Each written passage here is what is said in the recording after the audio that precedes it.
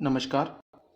पिछले video lecture में हमने जो कम्युनिटी इकोलॉजी है उसके बारे में पढ़ा था कि जो कम्युनिटी स्ट्रक्चर होता है उसके अंदर जो कैरेक्टर्स यूज्ड होते हैं उसके बारे में हमने बात की थी कि जो कम्युनिटी स्ट्रक्चर के अंदर जो कैरेक्टर्स होते हैं यानी जो समुदाय की संरचना में जो प्रयुक्त गुण हैं उसको हमने दो टाइप के अंदर डिवाइड करके बात की थी। तो उसके अंदर जो सबसे फर्स्ट जो कैरेक्टर थे वो थे एनालिटिकल कैरेक्टर्स यानी विश्लेषणात्मक लक्षण, और सेकंड थे सिंथेटिक कैरेक्टर्स यानी संश्लेषणात्मक लक्षण। तो इसके अंदर हमने सबसे पहले जो एनालिटिकल कैरेक्टर्स हैं उनके बारे में बात की थी कि ये जो एनालिटिकल कैरेक्टर्स होते हैं वो दो प्रकार के होते हैं। फर्स्ट जो हमने बात की थी वो थी क्वांटिटेटिव एनालिसिस यानी मात्रात्मक विश्लेषण के बारे में। आज हम बात करेंगे जो एनालिटिकल कैरेक्टर्स का जो सेकंड टाइप है क्वालिटेटिव कैरेक्टर्स यानी जो गुणात्मक लक्षण होते हैं उनके बारे में। तो ये जो क्वालिटेटिव कैरेक्टर्स होते हैं या जो गुणात्मक लक्षण होते हैं उसमें हम विजुअल ऑब्जर्वेशन के आधार पर कोई भी जो प्लांट कम्युनिटी होती है उसकी स्ट्रक्चर की स्टडी करते हैं। विजुअल ऑब्जर्वेशन के आधार पर अगर हम किसी भी प्लांट कम्युनिटी की स्ट्रक्चर की स्टडी करें तो उसको हम क्वालिटेटिव कैरेक्टर्स के साथ में स्टडी कर सकते हैं। और इन क्वालिटेटिव जो कैरेक्टर्स होते हैं उनके अंदर जिन कैरेक्टर्स को इंक्लूड किया जाता है वो है फिजियोग्नोमी, फिनोलॉजी और स्ट्रेटिफिकेशन। इसके अलावा सोशियोबिलिटी, वाइटलिटी और लाइफ फॉर्म्स को हम क्वालिटेटिव कैरेक्टर्स या गुणात्मक लक्षणों के अंदर इंक्लूड करते हैं। तो इसमें हम सबसे पहले जो क्वालिटेटिव कैरेक्टर्स के बारे में बात करेंगे वो है फिजियोग्नोमी। तो जो फिजियोग्नोमी होता है उसके अंदर हम किसी भी प्लांट कम्युनिटी को जो एक्सटर्नल अपीयरेंस होती है कि वो प्लांट कम्युनिटी जो है वो बाहर से किस प्रकार से दिखाई देती है यानी उसकी एक्सटर्नल अपीयरेंस जो होती है उसके आधार पर हम फिजियोग्नोमी जो है उसको डिसाइड करते हैं। और ये जो फिजियोग्नोमी होती है वो जो किसी भी लाइफ फॉर्म जो होती है उसके अंदर जो प्लांट्स होते हैं वो डोमिनेंट्स जो प्लांट होते हैं यानी जो ऐसे प्लांट्स जो कि उसके अंदर सबसे ज़्यादा पाए जाते हैं उसके द्वारा ये फिजियोग्नोमी जो है वो डेवलप होती है। और ये जो फिजियोग्नोमी होता है या जो क्वालिटेटिव कैरेक्टर्स के अंदर हम जो फिजियोग्नोमी के बारे में बात करते हैं तो ये एक इम्पोर्टेंट मेथड होता है या हम कह सकते हैं कि ये एक यूजफुल मेथड है जो कि किसी भी प्लांट कम्युनिटी जो होती है उसके नोमेनक्लेचर यानी उसके नामकरण और अपीयरेंस यानी वो किस प्रकार से दिखाई देता है, उसकी एक्सटर्नल अपीयरेंस कैसी है, इसके बारे में हम इससे जो है फिजियोग्नोमी से पता कर सकते हैं। इसके बाद में अगर हम नेक्स्ट क्वालिटेटिव कैरेक्टर के बारे में बात करें तो वो होता है फिनोलॉजी। तो इसके अंदर हम फिनोलॉजी के बारे में अगर हम बात करें तो सबसे पहले हम ये देखते हैं कि कोई भी जो प्लांट स्पीसीज होती है उसके अंदर उसकी जो लाइफ साइकिल होती है या उसकी जो लाइफ हिस्ट्री होती है उसके अंदर अलग अलग प्रकार के कुछ इम्पोर्टेंट इवेंट्स होते हैं। जैसे कि सीड जर्मिनेशन हो सकता है यानी जो बीज का अंकुरण हो रहा है किसी भी प्लांट स्पीसीज का, उसके बाद में लीफ फॉल हो रहा है यानी उसकी जो पत्तियां जो है वो नीचे गिर रही है। इसके अलावा जो फ्लावरिंग होती है उसके अंदर पुष्पन होता है, फ्रूटिंग होती है यानी उसके अंदर जो फल का निर्माण होता है। इसके बाद में सीड डिस्पर्जल यानी जो बीज है उसका प्रकीर्णन होता है। तो अगर हम इन सभी इवेंट्स को एक कैलेंडर के रूप में अगर हम डेट और टाइम के अकॉर्डिंग उसको रिकॉर्ड करें यानी इन सभी जो इवेंट्स हैं उनको अगर हम कैलेंडर के रूप में अगर रिकॉर्ड करें तो उस प्रकार को हम कहते हैं उस प्लांट की फिनोलॉजी। फिनोलॉजी के अंदर हम किसी भी जो प्लांट के जो इंपॉर्टेंट इवेंट्स होते हैं जैसे कि जो सीड जर्मिनेशन, फ्लावरिंग, फ्रूटिंग आदि, इन सबको हम एक कैलेंडर के रूप में रिकॉर्ड करते हैं कि किस प्लांट के अंदर सीड जर्मिनेशन कब हुआ, फ्लावरिंग कब हुई, फ्रूटिंग कब हुई, सीड जो डिस्पर्जल है वो उस प्लांट का कब हुआ। तो इन सभी जो इवेंट्स को एक कैलेंडर के रूप में जो है रिकॉर्ड करना वो इस फिनोलॉजी के अंदर किया जाता है। तो ये सभी जो फिनोलॉजिकल इवेंट्स हैं वो एक कैलेंडर के रूप में रिकॉर्ड किए जा सकते हैं। इसके अंदर जो डायग्राम है, डायग्राम्स को यूज किया जा सकता है मंथ वाइज यानी महीने के हिसाब से, सीजन वाइज भी उसको जो डेटा है या जो डेट और टाइम के अकॉर्डिंग जो इवेंट्स हैं उनको रिकॉर्ड किया जा सकता है। इसके बाद में अगर हम क्वालिटेटिव कैरेक्टर्स के अंदर जो नेक्स्ट कैरेक्टर है उसके बारे में बात करें तो वो कहलाता है स्ट्रेटिफिकेशन। स्ट्रेटिफिकेशन यानी स्तरीकरण।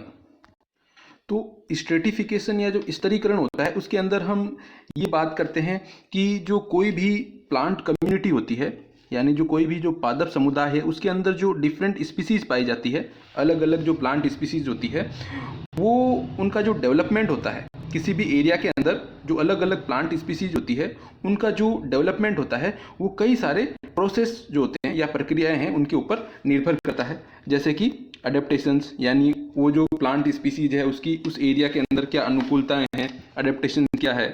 कंपटीशन, यानी अदर जो प्लांट स्पीसीज है उनके साथ उसका कंपटीशन किस प्रकार से हो रहा है, और नेचुरल सिलेक्शन उनके ऊपर किस प्रकार से ऑपरेट हो रहा है। तो इन सभी प्रोसेसेस के द्वारा कोई भी जो प्लांट कम्युनिटी है रीजन की वो डेवलप होती है। तो इस प्रकार ये जो सभी प्रोसेस होते हैं या जो प्रक्रियाएं होती है उनके द्वारा जो प्लांट कम्युनिटी है उसके अंदर एक लेयर, यानी अलग अलग प्रकार की जो लेयर्स होती है या अलग अलग प्रकार के स्ट्रेटा है वो डेवलप हो जाते हैं। तो इस प्रकार जो वर्टिकल लेयरिंग बनती है उसको कहा जाता है, उसका जो पैटर्न होता है उसको कहा जाता है स्ट्रेटिफिकेशन या स्तरीकरण। तो स्ट्रेटिफिकेशन के अंदर जो सबसे इंपॉर्टेंट जो फैक्टर होता है वो होता है सनलाइट, क्योंकि जो प्लांट्स हैं वो फोटोसिंथेसिस के अंदर सनलाइट जो है उसका यूज करते हैं। तो इस हिसाब से जो सनलाइट जो है वो स्ट्रेटिफिकेशन के अंदर सबसे इंपॉर्टेंट कारण या इंपॉर्टेंट फैक्टर माना जाता है। तो अगर हम किसी भी फॉरेस्ट कम्युनिटी की बात करें कि फॉरेस्ट कम्युनिटी के अंदर स्ट्रेटिफिकेशन किस प्रकार से होते हैं, तो फॉरेस्ट कम्युनिटी के अंदर 5 प्रकार के वर्टिकल स्ट्रेटा जो है वो दिखाई देते हैं। इसके अंदर जो सबसे फर्स्ट जो स्ट्रेटा है वो कहलाता है सब टेरेनियन स्ट्रेटा। सब टेरेनियन स्ट्रेटा यानी जो भूमिगत संभाग है या जो भूमिगत स्तर है उसको कहा जाता है।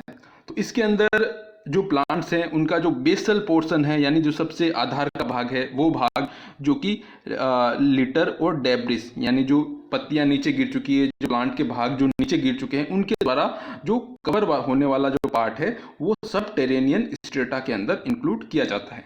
इसके बाद में अगर हम जो वर्टिकल स्ट्रेटिफिकेशन के जो नेक्स्ट स्ट्रेटा के बारे में बात करते हैं तो वो कहलाता है फॉरेस्ट फ्लोर। तो फॉरेस्ट फ्लोर जो है वो सब टेरेनियन स्ट्रेटा के बाद में आने वाली जो सेकंड लेयर होती है।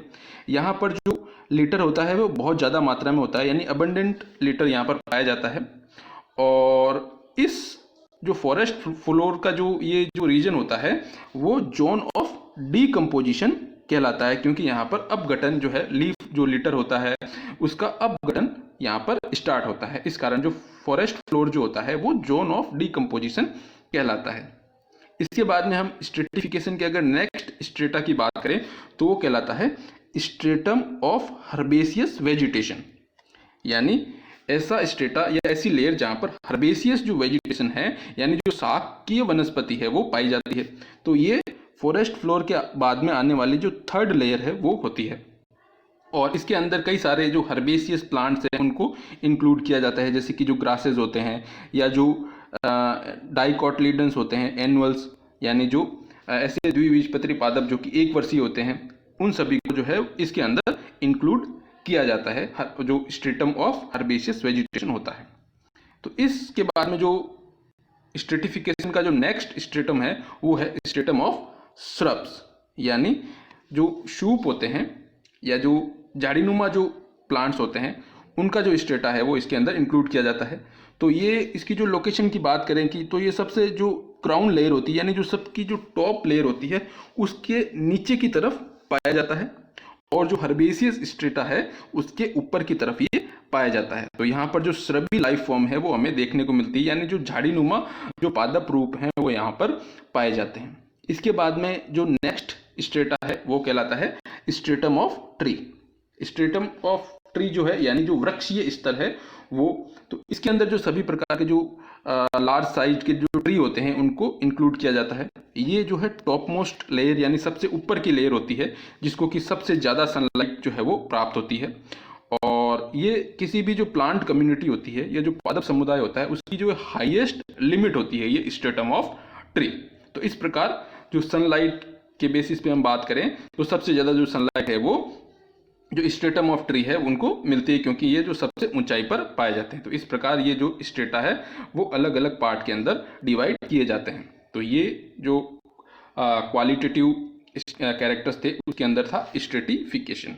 इसके बाद में अगर हम जो नेक्स्ट क्वालिटेटिव कैरेक्टर के बारे में बात करें तो वो कहलाता है सोशिएबिलिटी। तो जो सोशिएबिलिटी या जो सामाजिकता है उसके अंदर हम ये बात करते हैं कि जो प्लांट्स कम्युनिटी के अंदर जो पाए जाने वाले जो प्लांट होते हैं उनके बीच में किस प्रकार की कितनी जो उनके बीच में दूरी कितनी है और वो किस प्रकार से वृद्धि करते हैं। तो जैसा कि हम देखते हैं कि कुछ जो प्लांट्स ऐसे होते हैं जो कि एकदम पास पास में ग्रोथ करते हैं और डेंस पॉपुलेशन जो है वो उसका निर्माण करते हैं, लेकिन कुछ ऐसे पौधे भी होते हैं जो कि अगर उनको पास पास में उगाया जाए या वो अगर पास पास में उगने लगे तो वो वीक या कमज़ोर हो जाते हैं और उनके बीच में जो है वो कंपटीशन स्टार्ट हो जाता है और उनकी डेथ हो जाती है और इस कारण वो जो डेंस पॉपुलेशन है उसका निर्माण नहीं कर पाते हैं। यानी इसके अंदर हम जो प्रॉक्सिमिटीज़ ऑफ प्लांट्स है उसके बारे में बात करते हैं कि जो प्लांट की कुछ ऐसी स्पीसीज होती है वो तब जो है वो बेटर ग्रोथ करती है जब वो पास पास में उगे। इस प्रकार वो डेंस पॉपुलेशन जो है यानी सघन आबादी है उसका निर्माण करती है प्लांट कम्युनिटी के अंदर, जबकि कुछ प्लांट्स ऐसे होते हैं अगर वो साथ साथ में उगे तो वो वीक या कमज़ोर हो जाते हैं। तो ये जो सोशिएबिलिटी होती है वो डिग्री ऑफ एसोसिएशनशिप उसको डिनोट करती है कि जो प्लांट स्पीसीज है कम्युनिटी के अंदर उनके अंदर किस प्रकार की एसोसिएशनशिप पाई जाती है, उसको हम सोशिएबिलिटी के अंदर स्टडी करते हैं। तो ये क्वालिटेटिव कैरेक्टर्स के अंदर जो कैरेक्टर है वो है सोशिएबिलिटी या सामाजिकता, जिसके अंदर हम जो प्रॉक्सिमिटीज ऑफ प्लांट्स हैं उनके बारे में बात करते हैं। इसके बाद में अगर हम नेक्स्ट जो क्वालिटेटिव कैरेक्टर है उसके बारे में बात करें तो वो कहलाता है वाइटलिटी। वाइटलिटी यानी जो पौधे की जो जीवन शक्ति होती है उसके बारे में। तो जैसा कि हम देखते हैं कि जो एक ही जो स्पीसीज के जो प्लांट होते हैं वो, या हम कह सकते हैं कि जो एक ही अवस्था के जो सभी प्लांट्स होते हैं वो एक समान वृद्धि नहीं करते हैं। इनमें से कुछ ऐसे प्लांट्स होते हैं जो कि स्ट्रॉन्ग होते हैं, हेल्दी होते हैं, जबकि कुछ प्लांट जो होते हैं वो वीक या कमज़ोर होते हैं। तो इस प्रकार हम इनकी स्टडी जो है उसको हम वाइटलिटी के अंदर करते हैं। तो ये जो वाइटलिटी होता है वो रेफर करता है कंडीशन ऑफ प्लांट के बारे में, यानी प्लांट की क्या स्थिति है कि वो कमज़ोर है या मजबूत है यानी वीक है या स्ट्रॉन्ग है। और इसके अलावा इसके अंदर हम जो प्लांट होता है उसकी कैपेसिटी के बारे में बात करते हैं कि वो अपनी लाइफ साइकिल को किस प्रकार से कंप्लीट करता है। जैसे कि लाइफ साइकिल में हम नॉर्मल ग्रोथ के बारे में बात करते हैं, रिप्रोडक्शन यानी जनन के बारे में बात करते हैं। तो इन सभी जो कैरेक्टर्स को हम वाइटलिटी के अंदर स्टडी करते हैं। इसके बाद में जो नेक्स्ट क्वालिटेटिव कैरेक्टर है वो कहलाता है लाइफ फॉर्म्स। तो लाइफ फॉर्म्स यानी जो जीवन रूप होते हैं या इनको ग्रोथ फॉर्म भी कहा जाता है, जो वृद्धि रूप होते हैं।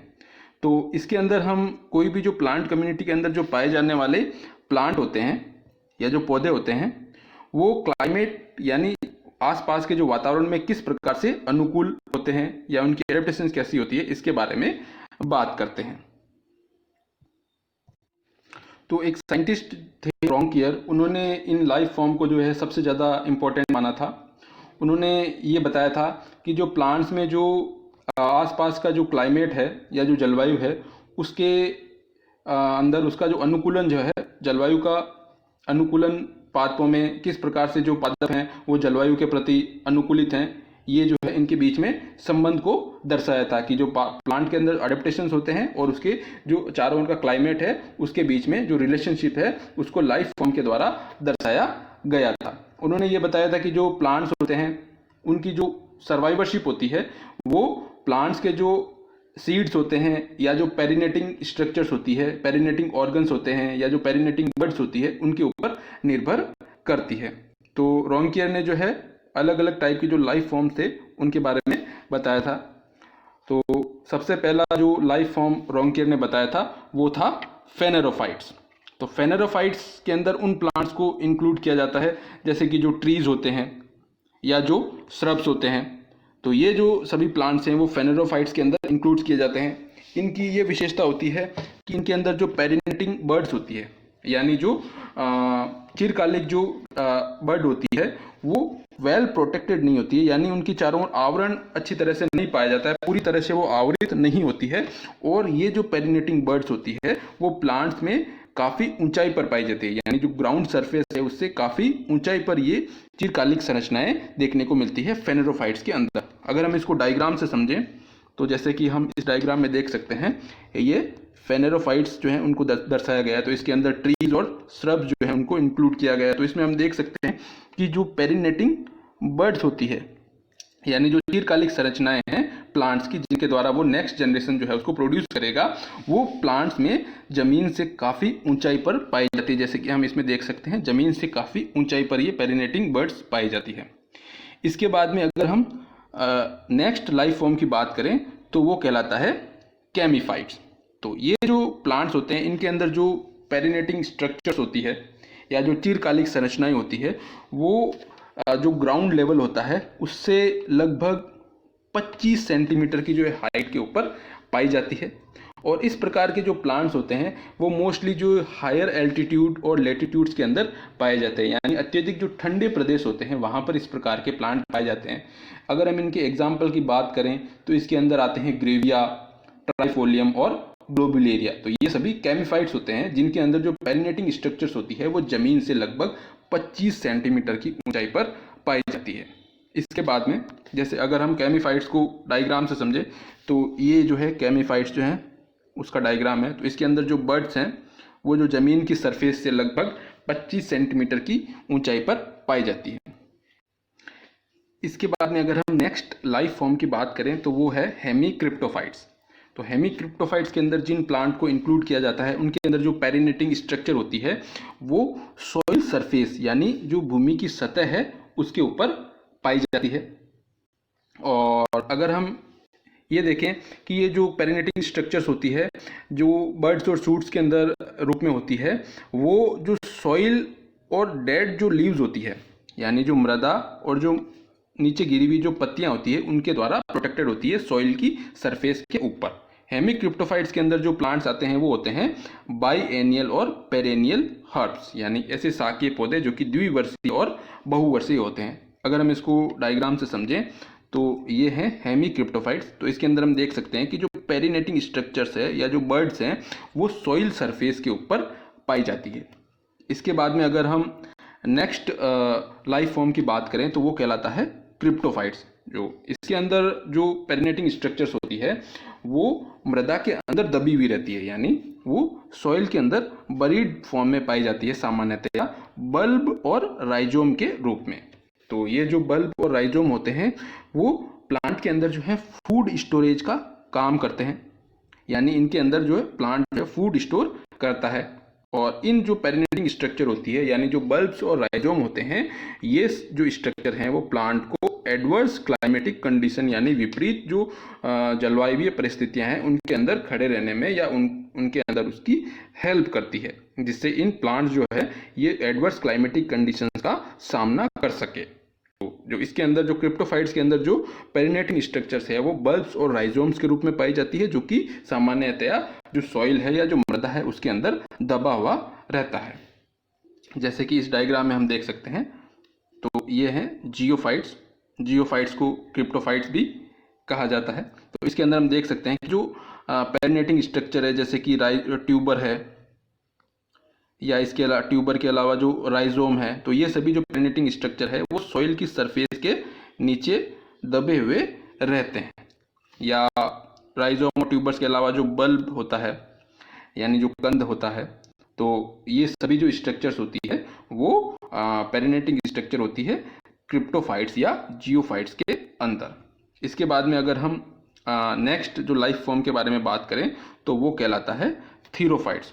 तो जो थीरोफाइट्स प्लांट्स जो होते हैं वो एनुअल प्लांट्स होते हैं सामान्यतः, यानी एक वर्षीय पौधे होते हैं जो कि फ्लावर और सीड्स जो है वो प्रोड्यूस करते हैं। तो ये जो थीरोफाइट्स प्लांट्स होते हैं वो सामान्यतः जो रेगिस्तानी परिस्थितियां हैं यानी जो डेजर्ट क्लाइमेट होता है उसके अंदर पाए जाते हैं। ये सीजनल प्लांट होते हैं, मौसमी पादप होते हैं, जो कि अपनी जो लाइफ साइकिल है वो फेवरेबल सीजन के अंदर कंप्लीट करते हैं। और जो एडवर्स टाइम होता है उनका, जो प्रतिकूल समय होता है, उसके अंदर ये बीज के रूप में यानी सीड के अंदर जो डोरमेंट स्टेज में रहते हैं। तो ये प्लांट की जो लाइफ फॉर्म थे उसके रोंकियर के द्वारा दिए गए लाइफ फॉर्म थे उसके बारे में हमने पढ़ा। इन सभी जो कैरेक्टर्स हैं, जैसे कि जो क्वालिटेटिव कैरेक्टर्स हैं उसके अंदर हमने कई सारे जो क्वालिटेटिव कैरेक्टर्स हैं उनके बारे में बात की। Thank you.